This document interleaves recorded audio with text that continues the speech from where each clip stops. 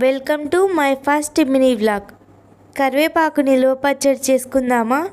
ఒక ప్యాన్లో 1 table spoon మెంతులు, 2 టేబుల్ స్పూన్ల ఆవాలు, 2 టేబుల్ స్పూన్ల ధనియాలు వేయాలి. 1 నిమిషం పాటు వేయించుకొని మిక్సీ పట్టుకోవాలి. 6 కప్పుల కరివేపాకులోకి 3 టేబుల్ స్పూన్ల ఆయిల్ వేసి బాగా ఫ్రై చేసుకోవాలి. ఒక ప్యాన్లో 3 కప్పుల నీళ్లు పోసుకొని బాగా మరగబెట్టుకోవాలి.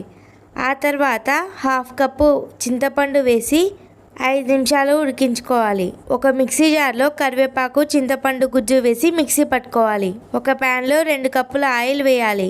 వెల్లుల్లి, ఎండుమిర్చి, 2 టేబుల్ స్పూన్ల ఆవాలు వేసి 1 నిమిషం పాటు ఫ్రై చేసుకోవాలి. ఆయిల్ చల్లారాక కరివేపాకు పేస్ట్ వేసి బాగా కలుపుకోవాలి.